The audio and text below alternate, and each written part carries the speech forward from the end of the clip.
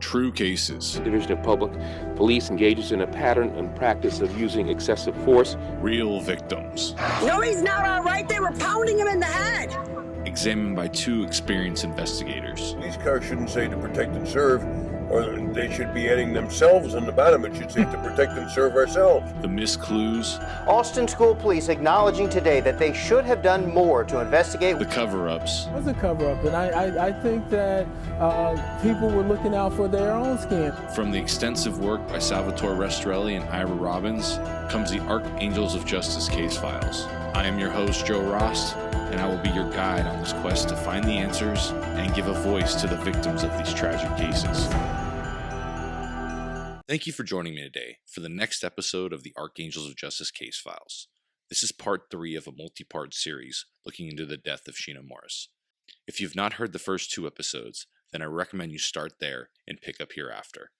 If you're someone that likes to listen to things out of order or don't care when you pick up a series, then please feel free to keep listening. I also want to give a big thank you to our listeners. We've had a great response from the first 2 episodes, so please keep showing us your support by leaving us a review on the platform of your choice. It really helps us grow and allows other people to find this podcast. Before we get started, here's a quick message from our sponsors.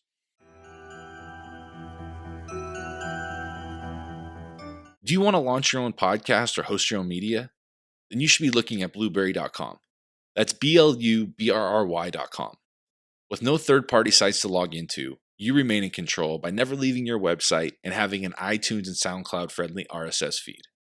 Get your 30-day free trial by just typing AoJ Podcast when you check out, and you could be broadcasting your very own media today. Did you know that approximately 95% of purchase decisions are made on the first pages of search engines? TotalFrontPage.com knows this, and they can do what no other digital marketing company does. Put your company name in the autocomplete box of Google and Bing, so that searchers see your business before they see any other company. Your business will appear in most, if not all, organic listings. No competitors, just you. If you'd like to know more about this groundbreaking service, you can check out their website, TotalFrontPage.com. Or for a free consultation, mention AoJ Podcast in the subject line when you email info@TotalFrontPage.com. Act today because once these search terms are purchased, they cannot be used by any other company. Thank you to our sponsors. And I present episode 3 of the Sheena Morris case. For this episode, I will be joined by multiple guests, including Kelly Osborne, Sheena's mother, Dave Morris, Sheena's father, Lee Williams, who is the reporter that covered this case for the local newspaper, the Sarasota Herald Tribune, and our 2 Archangels, Sal and Ira. This episode will cover the weeks and years after Sheena's death and the fight the family goes through to seek justice for Sheena. It is now January 13, 2009. And Sheena's mother, father, stepfather, and father's girlfriend have finally made it back to Tampa, Florida from upstate New York. They get a couple hours of sleep before going to pack up Sheena's apartment. They had spoken with Genoese in New York about packing up the apartment and that Kelly wanted the furniture from Sheena's room because she wanted to set up Sheena's old room at Kelly's house the same way Sheena had it at her apartment. Genoese agreed to everything and told them that he would bring a moving truck on the 14th. When the family got to Sheena's apartment, they all remarked that it seemed as if someone had been coming and going since the last time they were there. Kelly also noticed that some things were missing or out of place. Kelly asked Sheena's neighbor if she remembered Genoese coming and going from Sheena's apartment. Neighbor remembers that because she had just had her baby and was just home. Yes. She also explained to me that while he would walk out of the apartment, he'd be on his phone, dressed up, go to his trunk of his car, spray himself with cologne, and he was off again, but his car was full of stuff. We had let him know that we were going over there to start packing things, and he was insisting that it's not necessary, that we can all do that all in one day on Wednesday.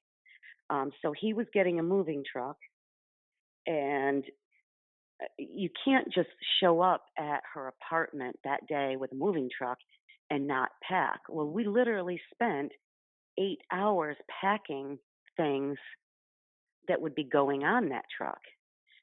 So it's just odd. He didn't think that was necessary, but so we did the 8 hours of packing. The next day, January 14th, Genoese arrives with his teenage son and his roommate at Sheena's apartment. He seemed angry and annoyed. Kelly was obviously very emotional going through Sheena's things and struggled more and more as the day progressed.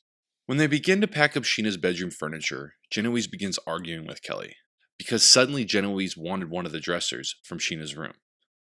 Kelly and Dave were both appalled and confronted Genoese about it. He started taking, some of her furniture.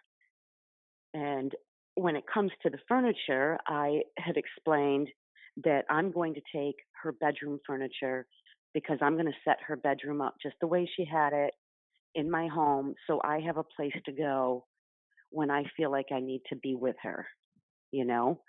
That doesn't seem like a strange request, do you think? Well, he's arguing with me. He's saying he's taking the dresser. And I'm very upset about this. He goes, look, I need a dresser. I'm taking the dresser. And so I said to my husband, I said, he's telling me he's taking the dresser, and I'm very upset about this. I want her bedroom set all in one piece.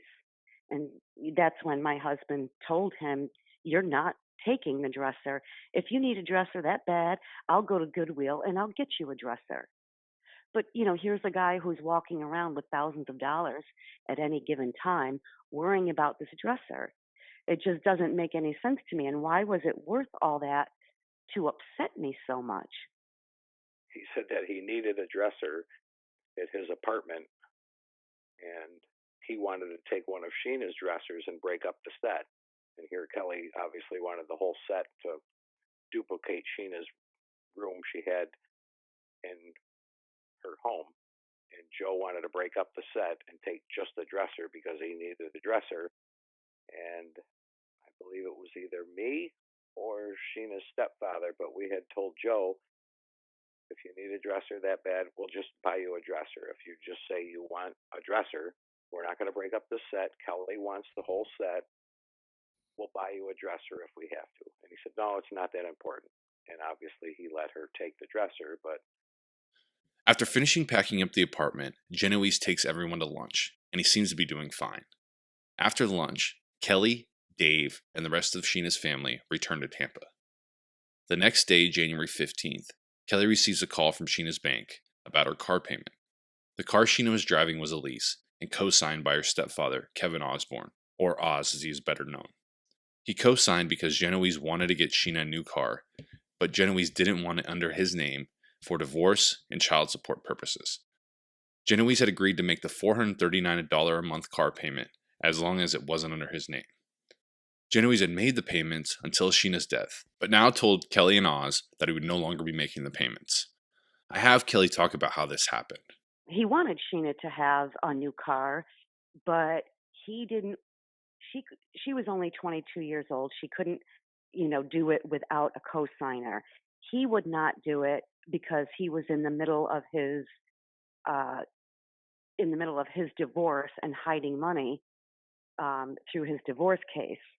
So if that had showed up in their financial forensics, that would have gotten him in a lot of trouble. So he's hiding his money and trying to show that he doesn't have the money that she knows he has. So my husband agrees to co-sign for Sheena, but it's agreed that Genoese is the one paying for it because obviously they're getting married, right? So he's going to be paying for her car payment. And so after Sheena passes, he splits. And now here we were, my husband is let go from his position of 22 years. I have already stopped working to work on Sheena's case. And needless to say, funds are extremely tight.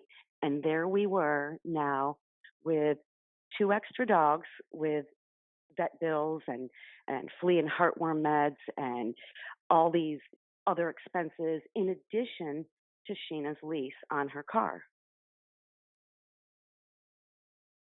And he just abandoned everything. But yet here we were struggling to struggling to make ends meet, and he's off going to Miami with women. He's out at strip clubs, dropping a few $1,000s at a time. 1 month afterwards, he's in New Orleans with an old girlfriend. It's pretty heartless and cold, is what it is. Kelly is dumbfounded as to how this man, who supposedly loved her daughter, could be so cold to Sheena's family. The next day, and as Kelly, Dave, and Sheena's family continue to think about everything that has happened and the circumstances surrounding her death, the family realizes that they have not heard from Detective Diaz for weeks. So Kelly calls him to ask about Sheena's case and if he had questioned Genoese or followed up on any of the evidence Kelly had found. This is how Detective Diaz responded to Kelly. My husband, Sheena's father, and his girlfriend, we grabbed something to eat, and I called Diaz right there and asked him if he had questioned Genoese. And his exact words were, "No. Why? Should I?" And I was appalled. I was just absolutely appalled by this. He had no intention at all in speaking with Genoese, asking any questions.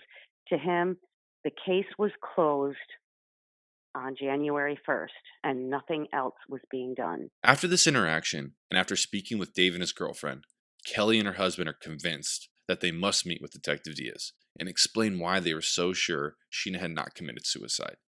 They schedule a meeting with the detective on January 21st.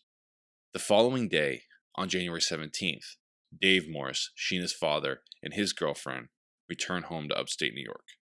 They had hoped this trip would have provided some clarity into Sheena's death, but none of their questions have been answered in the 2+ weeks since they heard the terrible news. Needless to say, this was a long and lonely trip for the couple.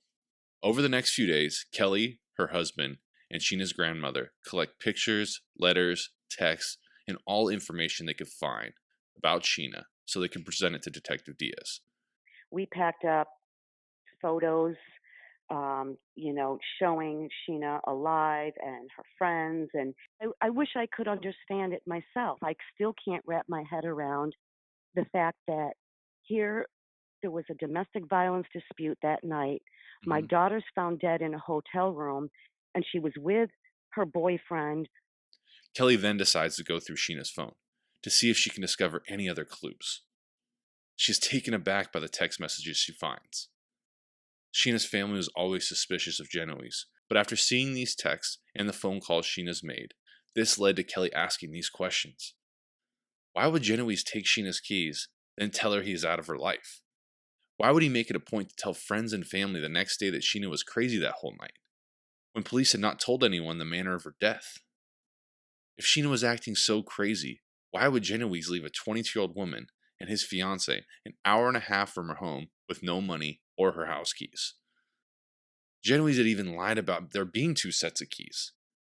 Then she's thought, if the reason Sheena committed suicide was because Genoese left, why wouldn't she at least text him, or anyone for that matter, before taking her life? Then Kelly started looking through Sheena's phone to see if she made any other calls that night, and that's when Kelly found it. The 911 call Sheena had made to the Manatee County Sheriff's Office. Kelly also heard the voicemail that Sheena never got from the sheriff's dispatch stating that her apartment was fine. Kelly was obviously shocked to find that Sheena had made a 911 call and immediately calls the sheriff's office to see if she can get the recording. I asked Sal how the Bradenton Beach Police and Detective Diaz could both miss the 911 call Sheena made. This incident occurs at 1 o'clock, 2 o'clock in the morning in Bradenton Beach. Sheena makes that phone call after the police leave 20 minutes later. Sheena's mother did not find that 911 tape to Hillsborough County that Sheena made herself for weeks. She got her daughter's phone back and was looking through the phone and saw this call. So she called, and she was able to find out that her 911 call went to, I think, Manatee County Sheriff. Yes. And then from Manatee County Sheriff, they patched her over to Hillsborough County without her ever having to hang up. So you can hear both dispatchers, one from Manatee County and one from Hillsborough County. Bradenton Beach would have never even thought to ask, gee, did she make a phone call? This is how inept they were. They just looked at her phone and they gave it back to her mother. The evidence, they had the evidence in their hand that Sheena made her own phone call. After Kelly sees the transcript, her heart sinks. Here it was, clear as day. Sheena twice states she had filled out a police report and that Genoese had taken her purse. Yet Sheena's family had never known about her filling out a police report, or that Sheena had stated that her purse was taken that morning. Yet that same purse was found with her only a few hours later. I asked Lee Williams what he thought of this 911 call and what Sheena said about her purse. On 911, she says, I'm stranded here. My boyfriend took my purse. And then the purse appears when they do the crime scene inventory. Somehow magically appears. Nobody can explain that. To me, the purse is the smoking gun. Because women know where their purse is at all times. My wife does. She knows where her purse is. And Sheena's not going to tell a dispatcher that it's gone and that she's stranded there. And then it's without the purse actually being gone. And then it shows back up there somehow magically. That's suspicious as hell right there. And nobody can answer that, how that happened. On January 21st, 2009, Kelly and her husband meet with Detective Diaz. They explain that Sheena was not depressed and had many things planned for her future. They discuss the issue of Genoese having another hotel key, the 911 call, and the many other issues with his conclusion of suicide. Detective Diaz was uninterested. He was so disinterested when we were in his office. He wouldn't even take the courtesy to really look at any of the photos. I brought, tons and tons of photos of Sheena and saying, look, this is our daughter. Look at her life, how happy she was. And I'm like, you're not. And then I'd tell him about the keys and everything. I asked Sal and Ira what is going on and why there is no interest in exploring Sheena's death further. I'm going to tell you right now, from what I saw, that was not an investigation. That was them watching a football game, taking a few pictures, and theorizing she committed suicide and doing just enough to convince themselves that that's what happened. And the fact that he said that Joe was too distraught to question, I'd question people who lost their children right then and there that day. This guy's supposed to be her boyfriend or fiance. And what? He obviously wanted the police to think she committed suicide. So he didn't want to be questioned that day. And this clown Diaz did him a favor and didn't bother. Because in the end of the day, Diaz didn't want to know the truth at all. And that's my opinion. I don't believe the man wanted to know the truth. Because if he wanted to know the truth, he'd have questioned everybody that was involved in that case, including the policeman that went to the domestic the night before. But they were too busy following up on their theory of suicide. What do you think, Ira? Because that's just my feeling. Well, I think you're 100% right. One of the problems, Diaz was contacted by Kelly Osborne and Joe Genoese on January 1st. That's the day of the death, and was aware of the earlier domestic call that was made by the people in the adjoining room. But he never interviewed Genoese in person until January 22nd, 2009. That's 22 days later. And he closed the case on January 16th, 2009. And he had never reviewed or never had interviewed Genoese. And the problem is that he might have been so distraught because he just maybe murdered the woman. Kelly asked Detective Diaz if he had questioned anyone at the bar next door or at the hotel, and his reply was no. Detective Diaz told the family he had not investigated Sheena's death since her body was removed from that hotel room. Kelly and Oz are taken aback by this. They had been agonizing over every detail of the days leading up to and after that fateful day, thinking the Bradenton Beach police were doing the same thing. But they found out that the detective who was responsible for the investigation has not done anything in 3 weeks.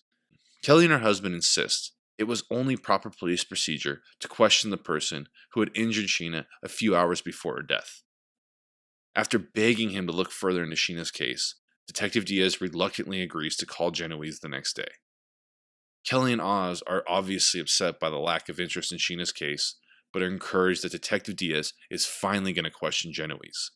And finally, as we sat there and pleaded, and we discussed the issue of the keys to the hotel, and all the things that were concerning to us, his demeanor and the keys and all these things that we were finding out since a couple weeks had passed, he finally agrees to ask certain questions. The next day, January 22nd, in the afternoon, and while at home, Kelly gets a call from Genoese. She thought this was weird because Genoese had been ignoring her calls since the incident with the car payment. Kelly answers. So then on January 22nd, this is 22 days later, Detective Diaz finally questions Genoese, and Genoese calls me and says, "Yep, Diaz called me. I've been cleared." So right away, Diaz just clears him because he asked a few questions that we wanted answers to that we didn't really get. The main thing was about the keys to the hotel room, and he said, "So, did you have a key to the hotel room?" "No."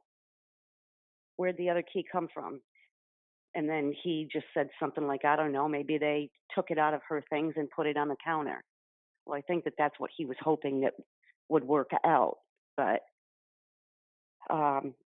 no, the only reason Diaz did that was to say that he did it. It wasn't being done on an investigative aspect. It was being done just to shut us up and to say that he did it. He was very satisfied with that because his only interest in the hotel key, the only reason he was interested in, not because he was doing an investigative thing with it, it was just so that the hotel didn't have to spend the money and have the locks changed. That's the only reason he was asking for the other key. He didn't care if Genoese did have a key. He wouldn't have cared. He doesn't care that Genoese tried to conceal the fact that he had a key. He does not care. His case was closed January 1st.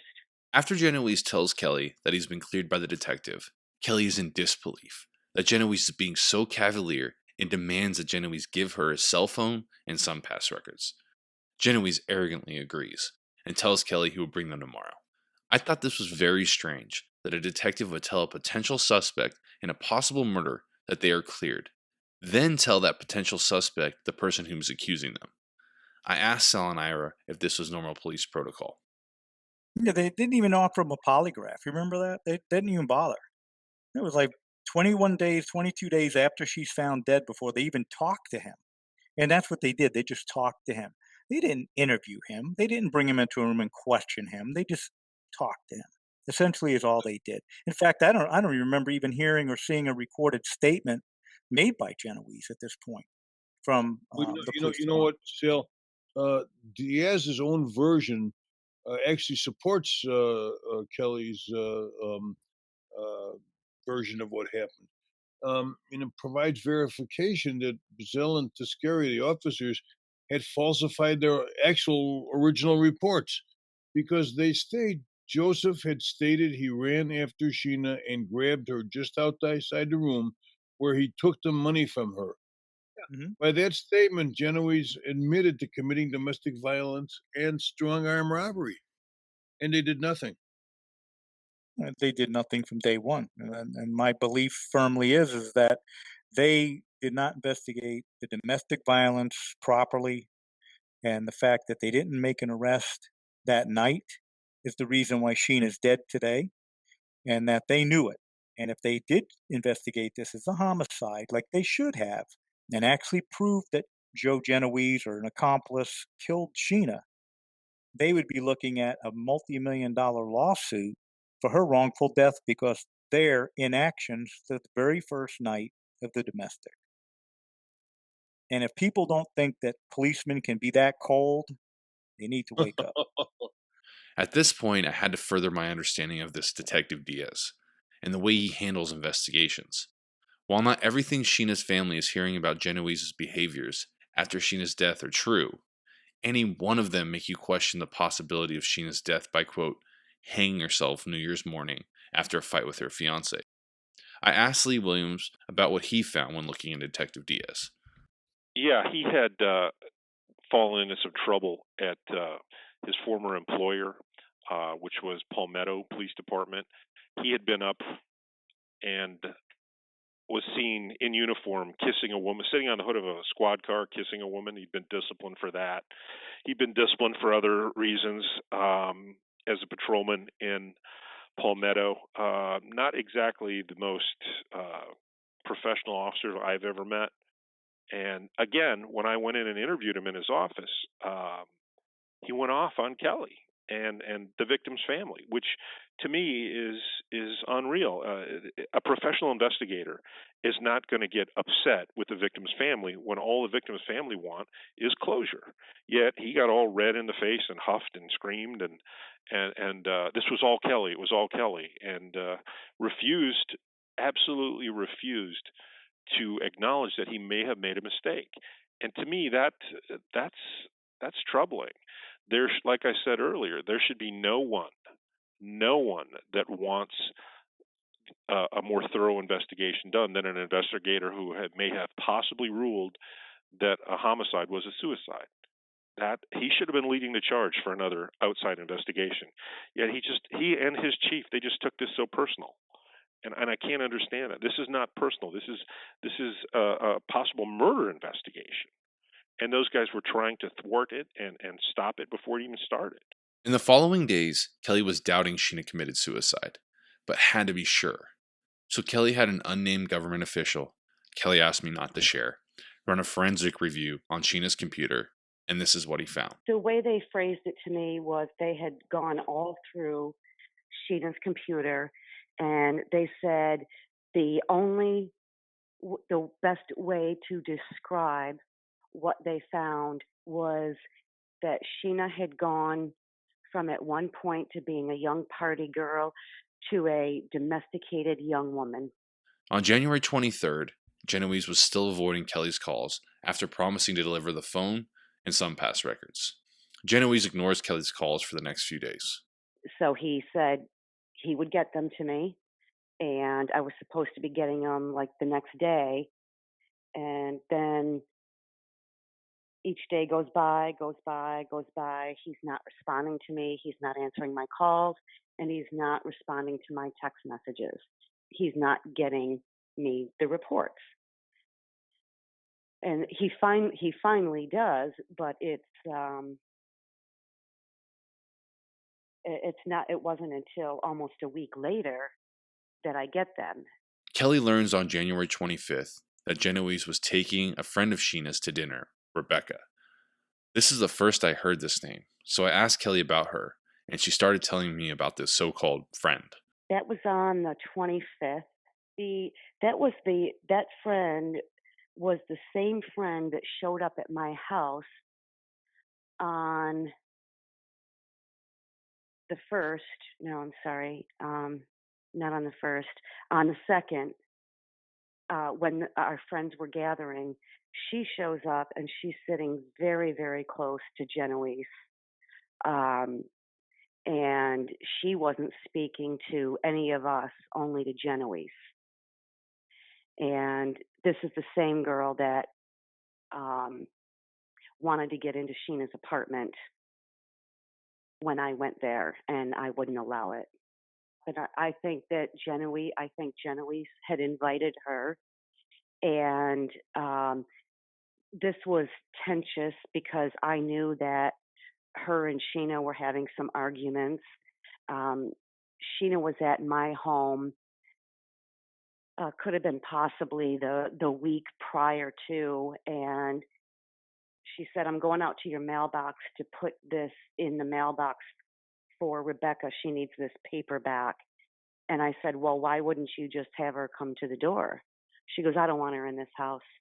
And she proceeded to explain to me that this so-called friend, Genoese, was helping out. This girl was being sued, or it was in a custody battle of her daughters, and Genoese was paying her attorney and helping her out.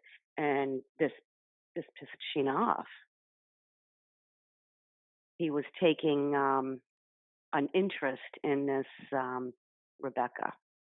And she also showed up at the Tampa memorial services as well and wrote some sort of poem and was the only one who felt compelled to speak, as though she was painting Sheena as though she was the only one out of 400 people who were on Joe's side and figured it must have been suicide.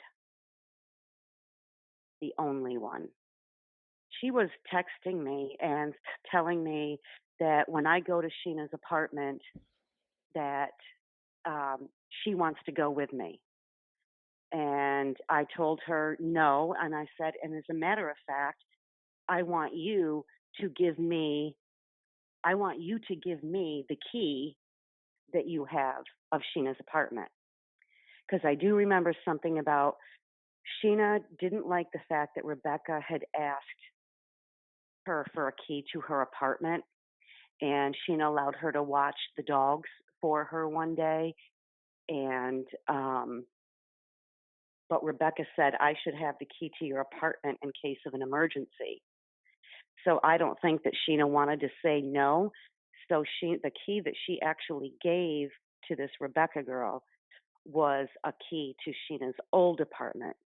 And so if you're going to ask me how I know that, is because Sheena, again, would pick these cute little keys out, and this one was a white key with these fake little diamond studs on them. And that was her previous apartment. So she made her believe that she gave her a key to her apartment, but it wasn't one that worked at that apartment.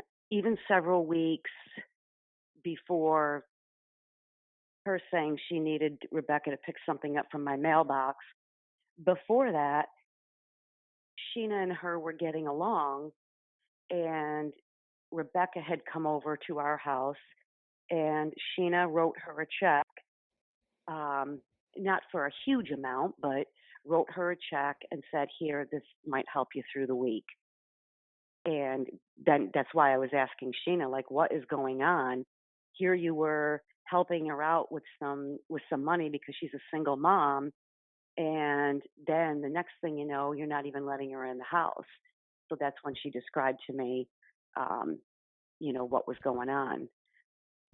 But she was, Sheena was like, she's a mother and she's an adult. She needs to start standing on her own 2 feet and do something about her situation.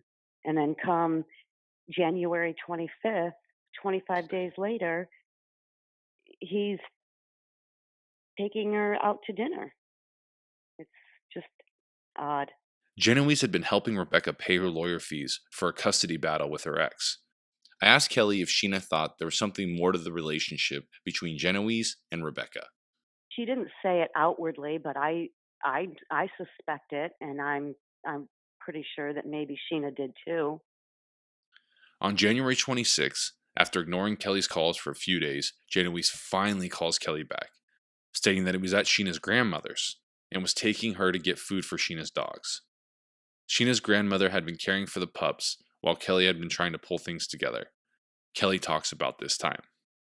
A few weeks later, he did go over to my mother's house, and at the time, she had Sheena's 2 dogs, and he went over there to bring some dog food, and I think gave my mother maybe $50 or something like that, because he said it's something that Sheena would have wanted. And but Sheena would do that. She would, she wanted, she's a senior citizen on a fixed income, so she always did like to help out her grandmother. But my mother explained that it was very odd that day because when he brought the dog food and things, and he also took her lunch, and my mother explains it that he just out of nowhere just starts bitching about how Sheena wanted him to reverse the vasectomy. And, this is what he had told Sheena because Sheena wanted children. And so there he is bitching to my mother about it. And he's getting all heated and complaining about Sheena. And she couldn't understand why. Like, why is he so angry about this and even discussing this? Because obviously it's a non-issue now. After this interaction with Sheena's grandmother, Genoese finally produces the cell phone records. And then I realized that after I have them in my hand, there's several days of them that are missing. So I wanted everything, prior to Sheena's death and after. And so it's interesting because he kept a couple days out of there. I don't know what he had to hide, but there was a few days that were left out of there, and that was prior to her death. Obviously, something he didn't want me to see. And his SunPass records do not show him returning to his home New Year's over the Sunshine Skyway that morning or at all. Genoese states that because he was on the phone with Sheena, he was distracted and paid cash at every toll booth and didn't use his SunPass. Stopping to pay a toll when you have a SunPass would be unusual after a night of drinking, especially on New Year's. Kelly talks about seeing these SunPass records and the phone call records that Genoese produced. He did not for that day. So you'll see when you look at it, he's using his SunPass all the time. And he used his SunPass going to Anna Maria Island, but his SunPass does not reflect him coming back. Before we even had the cell phone pinging reports, we didn't know how all this was happening, but we're like, how do you on New Year's, you have a SunPass, you have one in your car, why do you stop and pay? Is that to not be detected?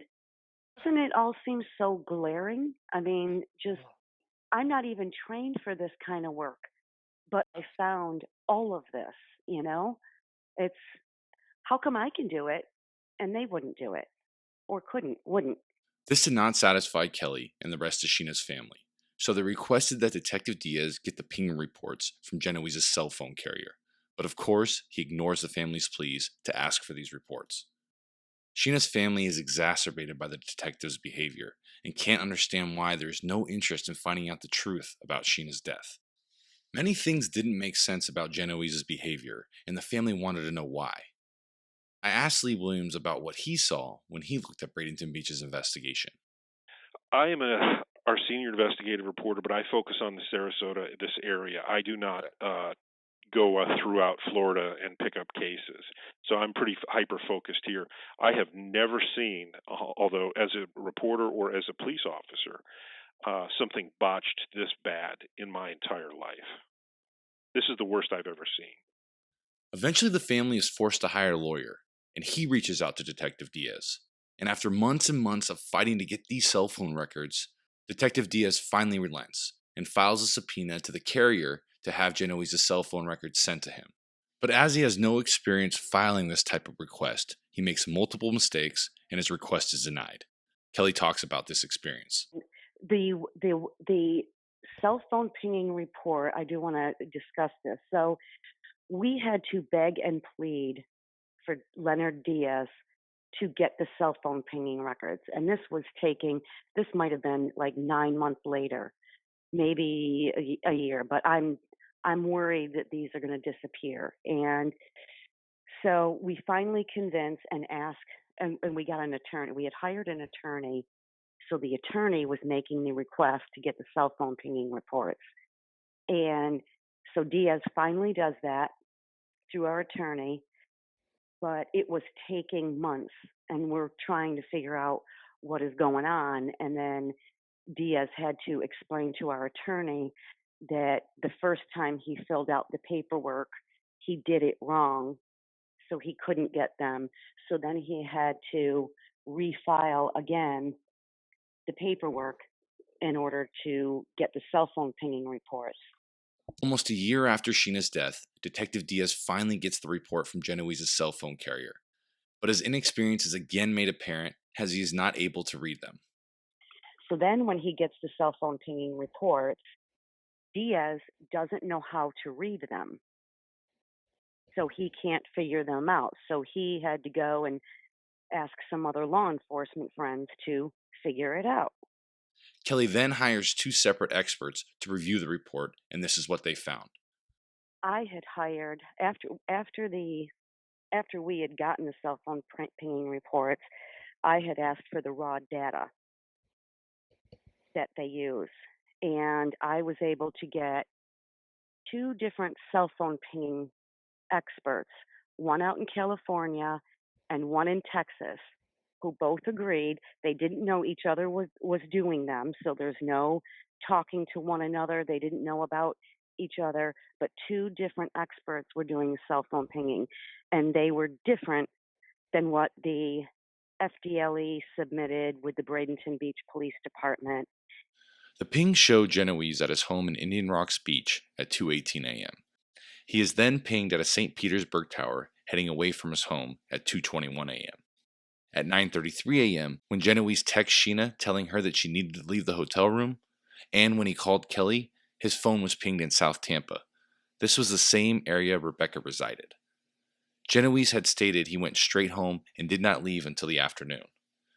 The report filed by the Bradenton Beach Police from the same data showed Genoese in a completely different area than what the data showed. Kelly couldn't understand how they got this wrong.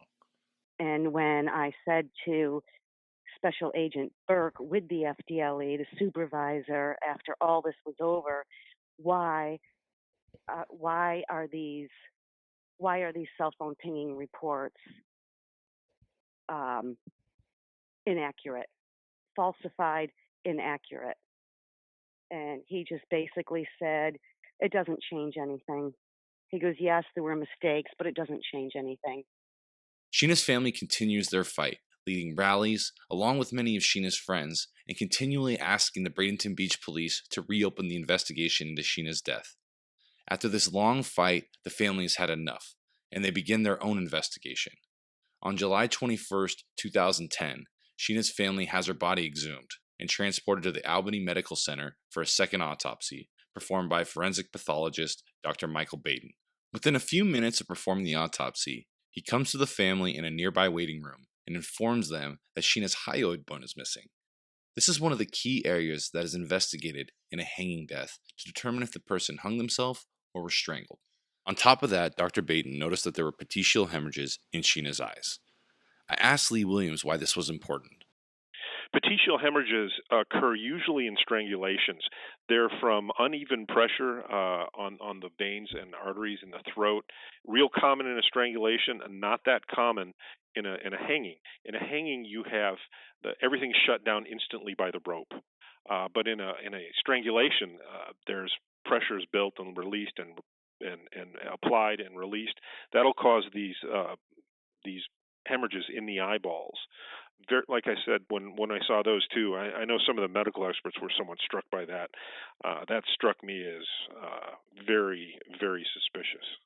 After the family finds this out, they contact the Sarasota Medical Examiner's office that conducted the initial autopsy, and were informed that they did indeed have Sheena's hyoid bone. The medical examiner, Suzanne Utley, kept it due to the circumstances surrounding Sheena's death. I asked Sal if this was normal and why they would do this. Real answer to that one, other than the fact that I think they just did a basic exam because they were all convinced that this was a suicide. Because I think I had mentioned this to you before. Oftentimes, the police and the medical examiners have a pretty good relationship, a professional relationship. And a medical examiner will ask a detective, "What do you think happened?" And if this police officer, Diaz, which I'm certain, he was completely convinced this was a suicide within probably minutes, based on the way he conducted this inept investigation, that he convinced the medical examiner that it was a suicide as well. After she conducted her medical examination of Sheena's body, she classified Sheena's death as a suicide, but significantly unknown to any of us at this particular time. And when I say us, I should say Kelly and the family. She actually kept Sheena's hyoid bone. Typically, in any case, if there's no foul play suspected at all, every body part that's removed from the body by the medical examiner is placed back into the body. Not exactly where it came from. A lot of people don't realize this, but those body parts are just basically put in a plastic bag and sewn up within the stomach area of the deceased when the body is sent to the funeral home. But the reason her hyoid bone was kept was extremely suspicious, because obviously the medical examiner thought there was an issue with it, which probably the medical examiner believed might have been some sort of strangulation. For her to keep it really, really perked my interest. When Sheena's body was exhumed, the family also learns that the ring Genoese gave Sheena, that he was determined to have her buried in, was not real. Sheena had had her doubts about it being real and expressed those to her mother. Yeah, as a matter of fact, it was just a few days before Christmas um, that they were they had gotten into an argument in the morning. He had spent the night at her house, and she comes over, and I remember it being about 9:30, and she comes walking in the door, and I'm like, "Wow, what are you doing here so early?" And so she tells it. She's just like, kind of like, "Oh, he's such a jerk. He got on my nerves," and so they're in another argument, and I was at my counter working. And she goes, "Put this stuff away." She goes, nobody's buying houses right now. It's Christmas time. Let's go shopping." We spent that whole day together just laughing and joking. And, we picked out some really funny kind of clothes and just kind of mocking certain things out. And during that whole day, her phone is going off like crazy. And it was Genoese. And she wouldn't answer it. She just was like, "I'm not talking to him." But she wasn't upset. She was just blowing him off. So remember driving down the street. She's in the passenger seat, and just something we always did. We always held hands, and even as older. And so she puts her hand on mine just like she did when she was a kid. And there's her ring. And I said, "Did you ever get that checked out? You think that's real?" And she goes, "No, I don't think it's real."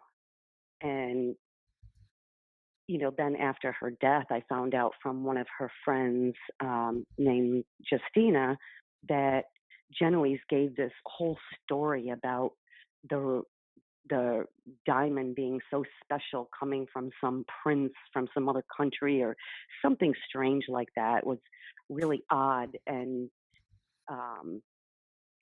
so Sheena never did have it checked out or anything like that. But, she had a pretty good idea it wasn't real. Now Sheena's family is even more convinced that her case needs to be reopened, so the family tries for months and months to meet with the Sarasota County Medical Examiner's office to discuss their questions and concerns with Sheena's death and the lack of investigation into it. Finally, in March of 2011, they meet with the medical examiner and express they want to have the case reopened. Sheena's death certificate still read suicide as her manner of death. After reviewing all the evidence Sheena's family had presented them, and on March 22, 2012, Sheena's death certificate was officially changed and the manner of death now reads undetermined. This is a huge deal to the family, and they finally feel that Sheena will get the investigation she deserves. I asked Sal about the medical examiner's office changing the manner of death. The only thing I can assume was after a discussion between the two of them is when Suzanne Utley changed her cause and manner of death of Sheena from a suicide to undetermined. And had I not mentioned that before, I'm going to mention it again. For a medical examiner to change their determination, that's huge. They just don't do that. So obviously, Miss Utley was not convinced at this point in time, after talking to another professional, that Sheena died as a result of her suicide. Medical examiners' offices don't change the manner of death, especially 2+ years after they initially investigated death. The family is then told that nearly every time this occurs, that the police department that initially closed the case will open it back up for investigation. And in the other cases, will at least relook at the evidence to make sure they covered all their bases. But this was the Bradenton Beach Police Department, and they do neither. Instead, Detective Diaz contacts the medical examiner's office and is outraged that they changed their findings. I asked Sal why Detective Diaz would do this. To me, it was, again, I'm just going to say unprofessional. Diaz, in my opinion, is not qualified to hold the position of a detective, let alone detective sergeant. Even today, all these years later, I would bet he still doesn't have the training or experience to hold that position. He surely didn't have it the day Sheena died. After a few months and no movement on Sheena's case, the medical examiner's office tells the family that Detective Diaz in the Bradenton Beach Police Department contacted them about the case being reviewed, but neither had contacted them about investigating Sheena's death further. The family is so distraught and cannot believe that Detective Diaz or anyone else from the Bradenton Beach Police Department has any interest in pursuing this further. Sheena's family had all but given up hope, but suddenly they were contacted by the producers from the Dr. Phil show. They had seen the family's fight for justice and wanted to help. They tell Kelly that they will contact Genoese to try to get him to do a polygraph. That is where I'm going to leave off for this week. Join us next week for episode 4 as Sheena's case gets the national spotlight on the Dr. Phil show, and Genoese gets the polygraph Sheena's family had been waiting for. A special thanks to Mike Mack, who did all the music for this podcast. If you'd like to hear more samples of Mike Mack's work, you can go to his website, www.mike-mack.com, or you can follow him on Twitter @MikeMack. I'd like to give another thank you to our sponsors Blueberry and TotalFrontPage.com. Please support them as they have supported this podcast. If you're interested in learning more about this case, you will soon be able to find all the evidence and documentation used in this podcast at archangelsofjustice.org. For updates about future episodes and cases, follow us on Twitter @ArchangelPod or on Facebook under Archangels of Justice. Thank you, and we look forward to having you here next week for episode 4 of the Sheena Morris case.